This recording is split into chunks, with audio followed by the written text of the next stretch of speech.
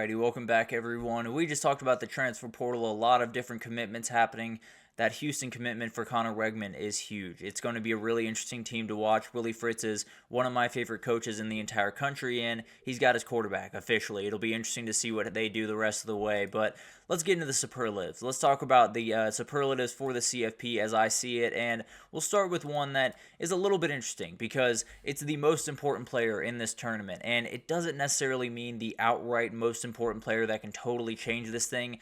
Maybe a little bit under the radar. The first one, not quite as much, but the next two, a little bit more different of how important they can be and how they can change this race. But it starts with Drew Aller. He is a hugely important player in this thing. He is a guy that I think he's playing the best football of his career right about now. He can take this team to a national title. There are still people that will say, well, James Franklin can't win the big game. Well, James Franklin hadn't had a quarterback like this one. He is a very, very talented kid. He can make all the types of throws you need him to make. Obviously, got to avoid some of the mistakes that he had this last weekend, but the kid can play. He's absolutely incredible, and I definitely think he's a hugely important player that if he hits the right buttons at the right time, he can win this team a national championship. He can get Penn State over that hump, and the change in narrative would be incredible to watch unfold.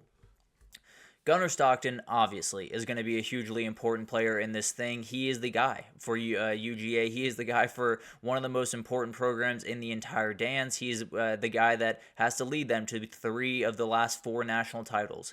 Talk about pressure. You are in the position where I believe he's going to make his very first start against a Notre Dame or against an Indiana in a Sugar Bowl. It's going to be fascinating to watch what happens with this kid. He can rise to the moment. He can, shy away from it. From what I've seen from this kid, he's going to rise to that moment. He plays with a little bit of something about him, and I'm wanted to use a different word than something, but he has something about him. I'll leave it at that for the time being. Very talented kid. He is going to be one of those guys that for the next 3 weeks, you know that is your job. You know that you are the guy that has to lead them to a championship. It's put up or shut up time for Gunnar Stockton. We'll see if he can pull this thing off. And then Arch Manning. This obviously is a little bit different of a one. I do not expect Arch Manning to be the starter for Texas throughout this thing. I do not expect him to take over for Quinn Ewers. He will be used in this tournament. I can absolutely promise you that. I cannot imagine Steve Sarkisian is going to make the same mistake twice around not using Arch Manning quite as much as he probably should have in that SEC championship. He even said as much in his post-game interview. So the question is, he's going to have to be asked to make a big play at some point. Can he make it? And on top of that, can he do the thing that a lot of people have criticized Quinn Ewers for doing and push the ball downfield and make those 1 or 2 big-time plays in the pass game as well as in the run game? And then you never know what happens with Quinn Ewers. He's always a guy that has been a little bit injury-prone.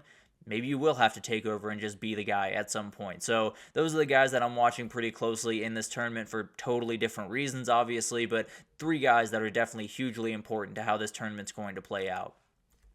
Best first round matchup, I got to start with Clemson, Texas, and man, there are a lot of people picking Clemson in this thing. I'm starting to rethink what I'm doing in these predictions because the storylines are going to be incredible. Clemson is a team that loves to be an underdog. That's what Dabo loves to be. That's where he loves to operate, and there's going to be very few games throughout this thing that he will not be an underdog in. Maybe if he gets on to Arizona State, they'll be the favorite there, but probably not, if I'm being totally honest. So it's going to be fascinating to watch this Clemson team. 2 quarterbacks that are as good as you will find in the country. I know Quinn Ewers has his issues. Let's be totally honest. He is at very least a top 5 quarterback or top 10 quarterback in the college football world. But at the end of the day, 2 really, really good teams, 2 great coaches in 2 different parts of their career. It's going to be a really, really fun one to watch, and definitely one that could have a little bit of upset potential for the Clemson Tigers. Notre Dame, Indiana is one that I just love. I love the stuff surrounding this one beyond the football field, where you do have a lot of Indiana fans that were Indiana basketball fans and Notre Dame football fans. They're going to have to recalibrate just a little bit for this matchup. They're going to have to go against Notre Dame for maybe the first time in their lives. They're going to have to lean into the Indiana love, and it's going to be fascinating to watch because it is either the changing of the guard, an Indiana team kind of making their way to the top of college football, or it's Notre Dame reemerging as one of those teams that absolutely can compete for national titles, starts to win this game, and then you got to beat the big dogs. You got to beat Georgia and see if you can take that big-time step. And then This is the best one. I don't think anyone has to be told that. Tennessee, Ohio State is going to be downright special. It is the best talent perspective from all of these games. Clemson, Texas is very close behind, but these two getting after each other is just going to be special. The Ohio State storylines, the Nico storylines, can he take over and be the player that we've seen in flashes throughout his first year, but definitely going to be a very, very interesting game. I've made a tentative pick on Tennessee yesterday, but we'll see what happens with that. Obviously, I'll pick that game in a little bit more detail next week. It's going to be a fascinating one, the one that I am very much most excited to see. Most interesting title matchups. Let's start with Arizona State, Indiana. Why not? What if we saw the Sun Devils against the Hoosiers in Atlanta at the end of the year? It would be as weird as can be. I can promise you that, but it'd be a lot of fun. Both these offenses are really, really fun to watch. I really like both these head coaches, both that are very much deserving of Coach of the Year in whatever capacity you want to give it to them. Love these two guys and definitely love the quarterbacks. They're two very different guys in two very different parts of their career, but it's going to be awesome to watch. Definitely will be a very interesting title matchup. Wouldn't necessarily be the one that I think the TV executives would love all that much, if I'm being totally honest, but I don't care about that. I love the good time football. I love a little bit of a weird matchup. This would be exactly that in Atlanta for a national title. Then we'll go a little bit more old school with this one. Texas Notre Dame, that's a media dream. Let's just be totally honest. This is two historic programs that haven't been on the mountaintop for almost 2 decades. They're waiting to get back on the mountaintop, and this would be the moment. I got to be honest with you. I think the ESPN crowd, I think CBS, whoever you are in the world of college football media, you'd be jumping for joy. Let's just be totally honest. These two programs, these two brands going at each other on a national title scale, it would be downright special for a lot of people, especially the TV executives.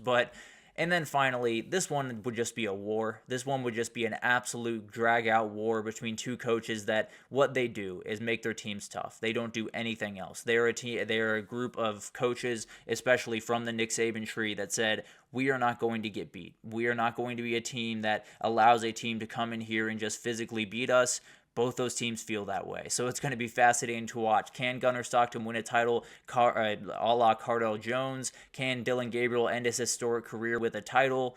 Just really good stuff all around with this matchup. Could not wait for this one if it were to happen. I think this is the two best teams in the country going into this thing, and I think it could be one of those matchups that could be downright historic in Atlanta at the end of the year. The best unit in the CFP is a big-time question because you have the Notre Dame defense, you have the Indiana offense, you have so many different people that put up so much great numbers. You have the Tennessee defense, but the Ohio State defense is downright special. It is the most talented group of talented unit in the CFP by a pretty comfortable margin, if we're being totally honest. They are athletic, they are long, they are physical, they can do everything you want them to do. They are number one in the country in scoring defense and in opponents' yards per game.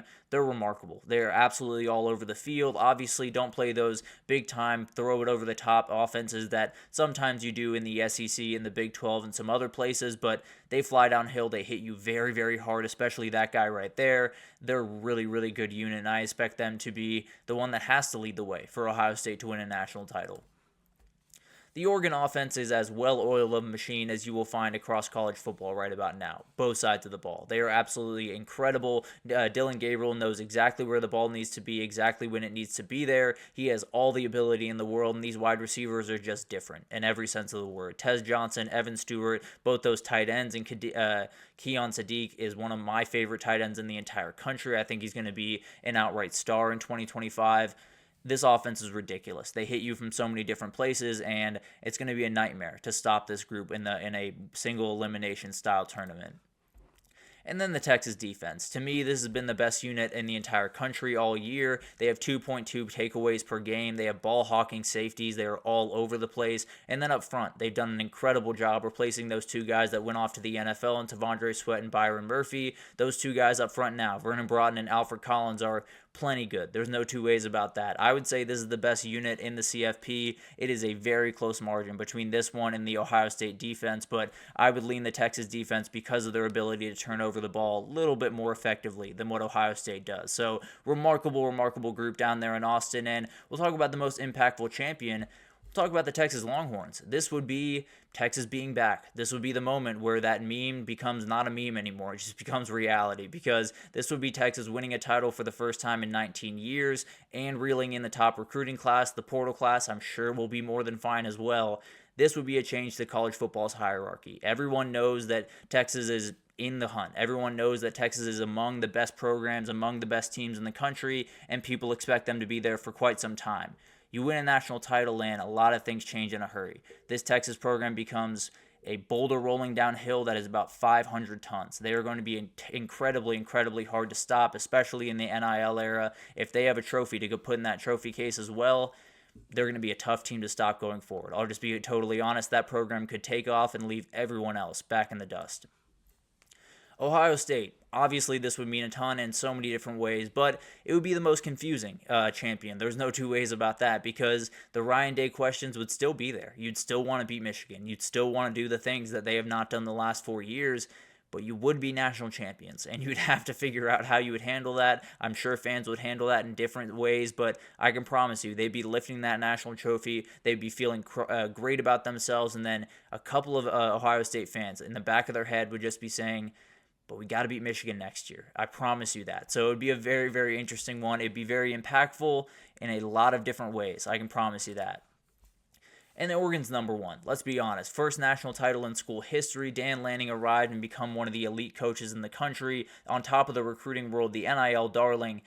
They're the team. They're the team that this would be a ground-shaking moment, just like Texas, just like a lot of these elite teams that have been able to win titles and take over the sport. This would be no different. Oregon has everything you could possibly want to have. The only thing that they don't have is a bunch of recruits right around them in the Pacific Northwest. They're more than fine going down to California and going down to Texas and going down to Louisiana and all the different places they have to get those recruits. So maybe I would lean a little bit over Texas in terms of impact of a championship on the rest of college football. But when it's your first national championship of all time, it obviously is going to be more impactful than one that Texas has a couple in the cupboard already, not for a long time, but they already have a couple. This would be the first for Oregon and would change the way that a lot of people would look at the Oregon program going forward. And then coach under the most pressure. Dabo Swinney this is a crossroads. One way or the other, his program is going to change for a long, long time to come, and maybe for the rest of his tenure around there, because you look around what Clemson is right now. They're not necessarily super aggressive in the portal, although they're getting a little bit more involved this time around, and will be fascinating to watch what happens there. They're a very, very talented group. The reality is he's got to prove that his way is the right way of doing things. In 2 weeks, he'll have a chance to do that against Texas, and it'll be a fascinating thing to watch.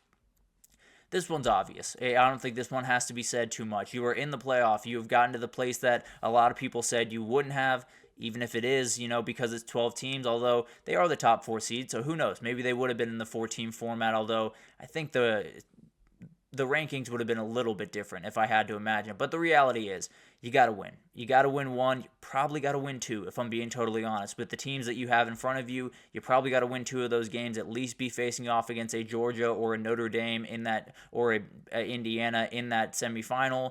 And then the chips will fall where they may. But you got to prove some people wrong. You got to get that big-time win on a big-time stage, and he's got a great chance to do it. And then it doesn't need to be said, this is the guy. There's no two ways about that. He is coaching for a job. He knows what he needs to do. I don't know if it's get to the national title or win it.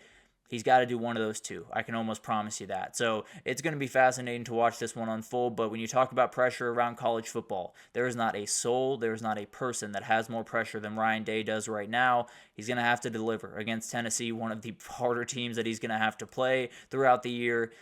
It's going to be tough. There's no two ways about that. But he's had pressure pretty much the entire year. Hopefully he'll be able to handle it in this moment. But let's take our last break here. When we come back, let's talk about those head coaches. Let's rank all the head coaches in the field. I feel okay about this. I love all these head coaches, so it's incredibly hard to split hairs here. But I'll roll with what I have right now. I feel pretty good about it, but I'll break it down right after this, so stick with us.